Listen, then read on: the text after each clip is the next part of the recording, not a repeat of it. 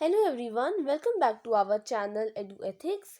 So if you are new to this channel, hi, my name is Shirja Mathur and I will be very grateful if you take a moment and subscribe to our channel below. और आज हम करने वाले हैं हमारे class 6 geography chapter 5 major domains of the earth के question and answers. चलिए शुरू करते हैं। तो ये आपकी बुक एनसीईआरटी में ही दे रखे हैं, आप उनमें से ही देख सकते हैं क्वेश्चन, उनको सॉल्व भी कर सकते हैं। पहला क्वेश्चन है what are the 4 major domains of the earth. तो आपको 4 मेजर डोमेन्स बताने हैं अर्थ की।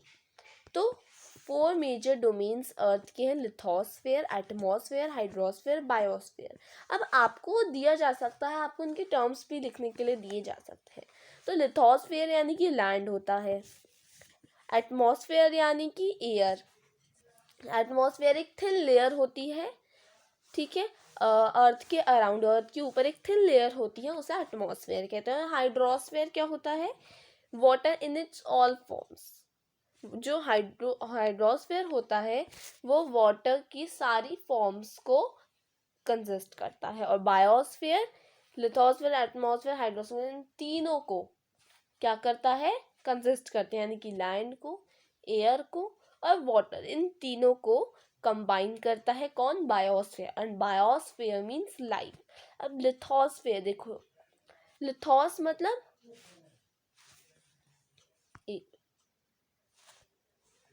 लिथोस यानी कि लैंड, सॉरी स्टोन, जिसके ऊपर हम रहते हैं, ठीक है। एटमॉस्फेयर मीन्स वेपर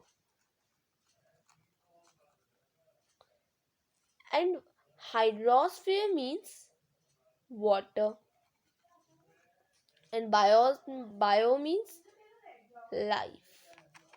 तो इनसे आप याद रख सकते हैं, ये 4 मेजर डोमेन्स हैं किसकी? अर्थ के, lithosphere, atmosphere, hydrosphere and biosphere. अब है major continents of the earth. Now name the major continents of the earth. तो मेजर कॉन्टिनेंट्स कौन से हैं अर्थ के? एशिया है, यूरोप है, अफ्रीका है, नॉर्थ अमेरिका है, साउथ अमेरिका है, ऑस्ट्रेलिया है एंड अंटार्कटिका है। So these are the 7 continents. Total there are 7 continents and these are the 7 continents in the of the earth. Asia, Europe, Africa, north America, south America, Australia, Antarctica, जिनके बारे में हमने बहुत ही briefly जाना था हमारे chapter में। हमारा जो पिछला वीडियो था इस चैप्टर से रिलेटेड, उसमें, ठीक है। तो आप उसको देख सकते हैं, और अगर आपने नहीं देखा तो मैं आपको उसकी लिंक डिस्क्रिप्शन में प्रोवाइड कर दूंगी। अब आपको क्या करना है? आपको 2 continents, you have to name 2 continents that lie entirely in the southern hemisphere. तो आपको 2 आपको ऐसे जो कॉन्टिनेंट्स है, आपको उनका नाम लिखना है जो कि एंटायरली सदर्न हेमिस्फेयर में लाई करते हैं, and they are Australia and Antarctica. तो ये सदर्न हेमिस्फेयर में है, नीचे है, right. So Australia and Antarctica are the 2 continents that lie entirely at the southern hemisphere, यानी कि southern hemisphere एकदम नीचे, इक्वेटर के नीचे, बिल्कुल नीचे, ठीक है, वहाँ पे लाई करते हैं। अब अगर आप लिखे साउथ अमेरिका या अफ्रीका, ये गलत होगा, क्योंकि साउथ अमेरिका जो है उसके थ्रू, उसके ऊपर क्या पास कर रहा है? इक्वेटर पास कर रहा है, राइट। ऐसा है लेकिन कि उसका ज़्यादा नीचे का जो पार्ट है वो सदर्न हेमिस्फेयर की तरफ है, लेकिन फिर भी जो एंटायरली वो सदर्न हेमिस्फेयर की तरफ नहीं है, ठीक है। एंटायरली क्या है? ऑस्ट्रेलिया है और अंटार्कटिका है, ये 2 कॉन्टिनेंट्स। फिर है name the different layers of atmosphere. तो डिफरेंट लेयर्स ऑफ एटमॉस्फेयर को आपको बताना है। तो देखिए, जो एटमॉस्फेयर है, जो हमारी अर्थ है, वो सराउंडेड है एक लेयर ऑफ गैस से जिसे हम एटमॉस्फेयर कहते हैं। और जो थिन ब्लैंकेट होती है ऑफ एयर, ये एक इंटीग्रल और इम्पॉर्टेंट एस्पेक्ट है प्लैनेट का, और ये प्रोवाइड करती है हमें एयर वी ब्रीथ, और हमें प्रोटेक्ट करती है harmful effects of sun rays से। अभी जो एटमॉस्फेयर है ये एक्सटेंड अप होता है to height of about 1600 kilometres, और जो एटमॉस्फेयर होता है डिवाइडेड होता है 5 लेयर्स में based on their composition, temperature और कुछ और प्रॉपर्टीज में। और ये जो लेयर्स होती हैं स्टार्ट होती है फ्रॉम द अर्थ सरफेस, यानी कि एकदम नीचे से। ठीक है, सबसे पहला आता है ट्रोपोस्फेयर, फिर आता है stratosphere, mesosphere, thermosphere and then at last comes exosphere.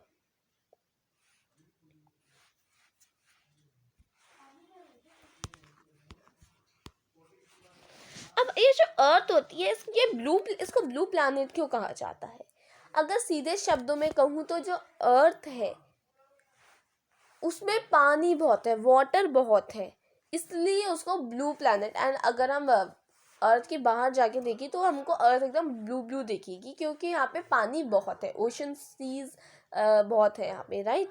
And इसी वजह से ये हमारी अर्थ को ब्लू प्लैनेट बोला जाता है, because it seems blue. Okay, now अब इसका आंसर देख लेते हैं। तो अर्थ जो है उसको ब्लू प्लैनेट इसलिए बोला जाता है, the earth is called the blue planet because more than 71% of the earth is covered with water.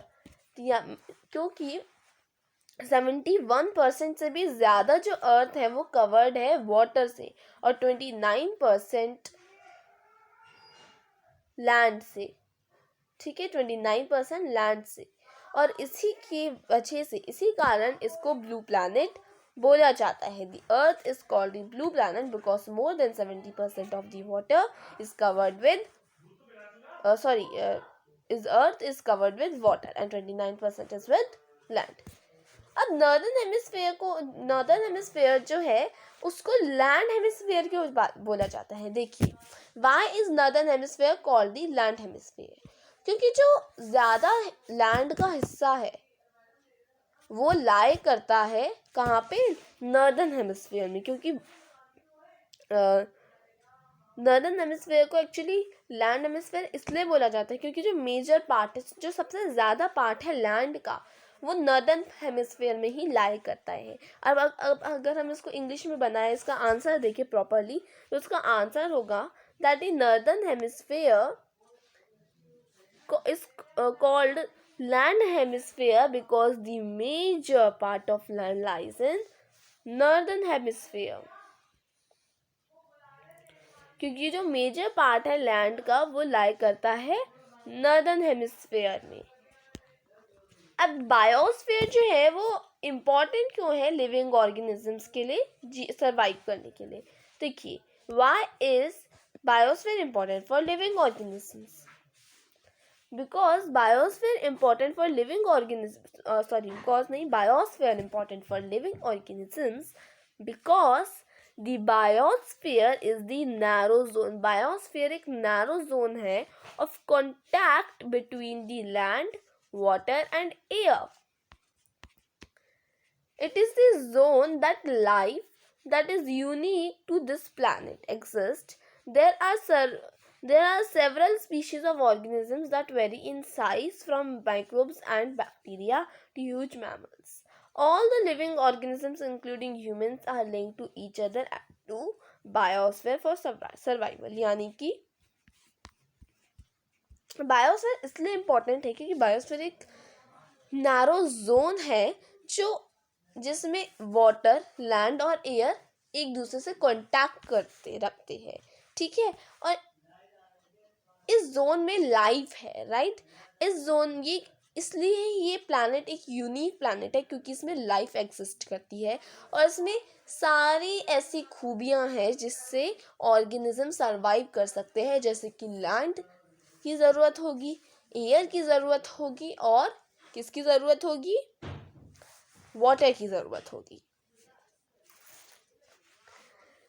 बहुत सारे जो स्पीशीज़ हैं और ऑर्गेनिजम्स है वो वैरी करते हैं साइज में, फ्रॉम माइक्रोब्स, पहले माइक्रोब्स से बैक्टीरिया और फिर ह्यूज मैमल्स लाइक ह्यूमंस, है ना। और ये जो सारे ऑर्गेनिजम्स होते हैं इंक्लूडिंग ह्यूमंस, ये लिंक्ड होते हैं एक दूसरे से और बायोस्फीयर से फॉर देयर सर्वाइवल। तो ये है इसका आंसर। अब हम आते हैं एमसीक्यूज में। सबसे पहले करेंगे टिक दी करेक्ट आंसर। अब जो माउंटेन रेंज है, the mountain range that separates Europe and Asia, तो जो माउंटेन रेंज है जो यूरोप और एशिया को एक दूसरे से क्या करती है, सेपरेट करती है, तो वो यूरल माउंटेन्स है। अगर हम देखें मैप में, हमारा मैप जो कि हमारे पेज नंबर 31 में है, उसमें हम देखेंगे एशिया और यूरोप के बीच में एक ऐसा हाईलाइट भी हो रखी है वो लाइन, और लिखा भी है यूरल माउंटेन, ठीक है। तो लिखा भी एक्चुअली, तो जो माउंटेन रेंज है जो यूरोप और एशिया को एक दूसरे से सेपरेट करती है वो है Ural, the Urals mountain, okay. फिर continent of North America, the continent of North America is linked to South America by an isthmus, yes. जो नॉर्थ अमेरिका है और साउथ अमेरिका है वो एक दूसरे से किस चीज से जुड़े हुए हैं, इस्थमस से जुड़े हुए हैं, ठीक है। किससे जुड़े हुए हैं, इस्थमस से। आपको नोटबुक में आपकी दे भी रखा है कि इस्थमस एक नैरो स्ट्रिप है of joining two land masses, ठीक है। तो नॉर्थ अमेरिका और साउथ अमेरिका एक दूसरे से कैसे जॉइंड है, an isthmus, by an isthmus, okay. तो जो मेजर कॉन्स्टिट्यूएंट है of atmosphere by percent is, यानी कि मेजर मतलब सबसे ज़्यादा जो जो कॉन्स्टिट्यूएंट ऑफ एटमॉस्फेयर है बाय परसेंटेज नाइट्रोजन, क्योंकि नाइट्रोजन अगर देखा जाए तो नाइट्रोजन बहुत ज़्यादा है, ठीक है। The domain of the earth consisting of solid rocks, तो डोमेन जो है अर्थ का, एक domains, there are 4 total domains that are hydrosphere, atmosphere, lithosphere and, देखिए मेजर जो सबसे मेन है वो एटमॉस्फेयर, हाइड्रोस्फीयर और लिथोस्फीयर है, और बायोस्फीयर भी ऐड होता है। अब इसमें दे रखा है कि वो डोमेन जो सॉलिड रॉक्स को कंसिस्ट करती है जिसके ऊपर हम रहते हैं, तो लिथोस्फीयर है, ठीक है। आपको दे भी रखा है कि लिथोस यानी कि होता है स्टोन, ठीक है, इसलिए it means lithosphere. Which is the largest continent, सबसे बड़ा कॉन्टिनेंट हमारे वर्ल्ड में एशिया है। अब फिल इन द ब्लैंक्स कर लेते हैं हम। तो जो डीपेस्ट पॉइंट है ऑन दी अर्थ, जो डीपेस्ट पॉइंट है अर्थ में वो है मरियाना ट्रेंच। सो मरियाना ट्रेंच जो है वो डीपेस्ट पॉइंट है अर्थ का, जो कि पैसिफिक ओशन में लाई करता है, और ये इसका जब मेजरमेंट हुआ तो ये कितना नीचे निकला, कितना डीप निकला from the sea level, it is 11,022 kilometers, okay. Now the dash ocean is named after a country, तो इंडियन ओशन जो है वो नेम किया गया है after a country which is India, okay. The biosphere, तो बायोस्फीयर एक नैरो जोन है जो कि कॉन्टैक्ट रखती है zone of land, water and air that supports life, तो of course that's a biosphere. The continents of Europe and Asia, तो जो कॉन्टिनेंट है यूरोप और एशिया का, उन दोनों को मिला के वो बनता है Eurasia. The highest mountain peak on the earth is, तो हाइएस्ट माउंटेन पीक जो है अर्थ की वो है माउंट एवरेस्ट, ठीक है। तो ऐसे ही हमारा ये पूरा चैप्टर जो होता है वो कंप्लीट होता है, क्योंकि अब हमने इसके क्वेश्चन एंड आंसर्स हमने इसका फुल चैप्टर एक्सप्लेनेशन भी कर लिया है, जिसमें 2 पार्ट्स लगाए थे, राइट। एंड देन इस वीडियो में हमने करा उसके क्वेश्चन एंड आंसर्स, और हमारे क्वेश्चन एंड आंसर्स भी बहुत अच्छे तरीके से कंप्लीट हो गए हैं। और अब आप बताइएगा कि मैं नेक्स्ट वीडियो कौन से चैप्टर पे बनाऊं। तो कैसा लगा वीडियो ज़रूर बताइएगा कमेंट बॉक्स में। अच्छा लगा तो वीडियो को लाइक शेयर एंड सब्सक्राइब करना ना भूलें। Thank you.